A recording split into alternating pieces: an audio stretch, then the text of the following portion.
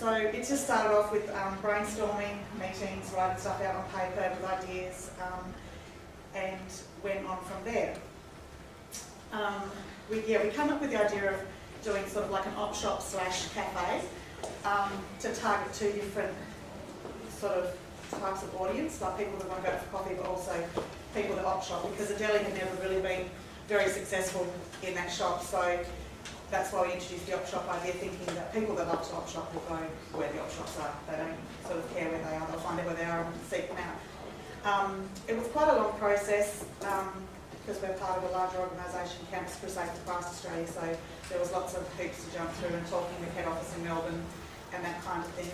And the things that really worked for us with getting it together was just that, talking to our head office, talking to our family, talking to our friends, talking to people in other shops that were similar, that were running similar things, getting ideas from them and learning from them.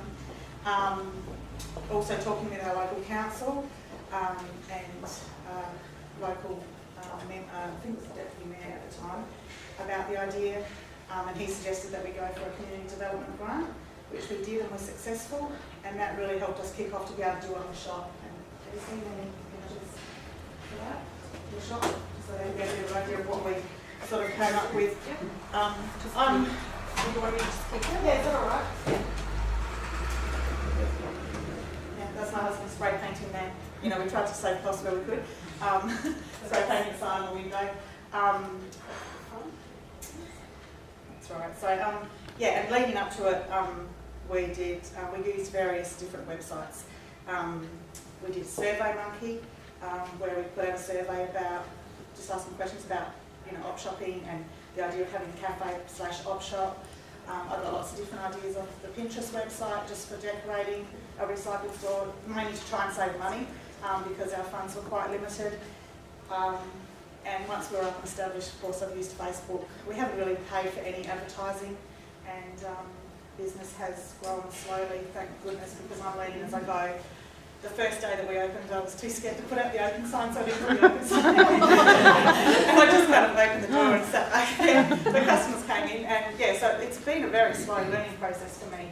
I'm learning as I go, and it's been helpful being part of a bigger organisation because they sort of manage books and that kind of thing, but I'm still making the effort to learn that as well as I go, so that, like the speaker said earlier, so that I can form data and work out what we can improve and what's doing well and what's not, and that kind of thing. My top tips are very similar to what what has worked for us, using just, I mean, there's so much available to us on the internet these days that we can sort of work like base stuff from.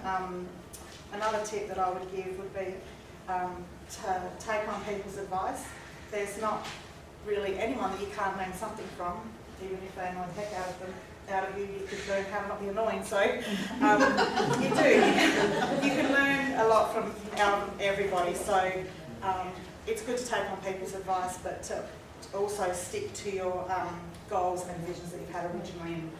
And in saying that, since I've had volunteers come on board working with us, I've also learned to be flexible to change, that other people bring stuff to the shop and the business that I didn't even think or imagine would be going on. So it's really good to listen to other people and give them an opportunity to sort of operate where their gifts and talents lie and what they're good at.